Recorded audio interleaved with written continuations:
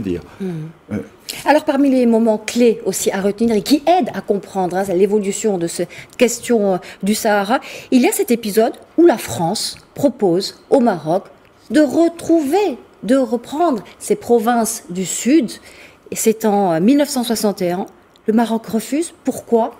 Je vais citer une partie de votre livre qui va nous éclairer là-dessus. Et là, c'est un extrait du livre de feu le roi Hassan II en 76, Le Défi. Voilà ce qu'il dit. Ce fut même à plusieurs reprises que la France proposa au Maroc de négocier au sujet des amputations territoriales qu'elle avait décidées sans lui et dont il avait été la victime durant la période coloniale. Cependant, en 1960, le sultan Mohamed V répondit à Paris de la manière la plus nette que toute négociation qui s'engagerait avec le gouvernement français en ce qui concerne les prétentions et les droits du Maroc sera considérée comme un coup de poignard dans le dos de nos amis algériens qui combattent, et je préfère attendre l'indépendance de l'Algérie pour poser à mes frères algériens le contentieux frontalier. C'est quand même un point névralgique, un turning point, c'est très fort. C'est très fort.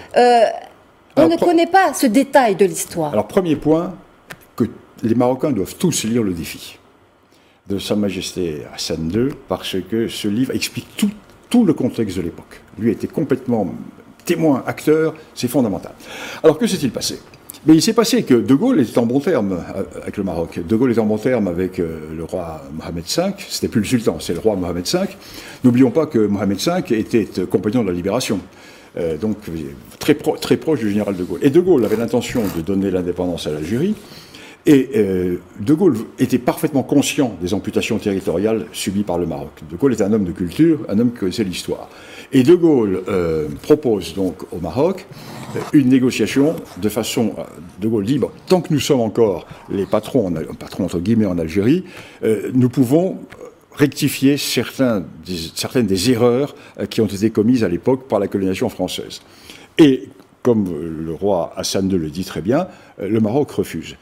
Élégance. La position marocaine est d'une rare élégance, mais le résultat, c'est que cette élégance va se retourner contre le Maroc. Et oui, parce que le Maroc va donc dire non, pas de négociation sur le dos des Algériens, dans le dos des Algériens, mais en échange, le Maroc va négocier avec le GPRA, le gouvernement de la République provisoire algérienne, et en 1961 va être signé un accord entre l'État marocain et le GPRA sur cette idée de rediscussion des frontières après l'indépendance de l'Algérie.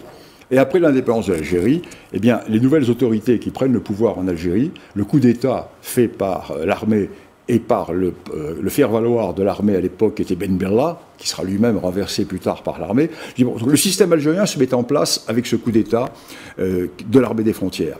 Et l'armée des frontières et Ben Bella refusent de reconnaître les engagements pris par le GPRA. Ce qui fait que dans l'affaire, le Maroc est perdant.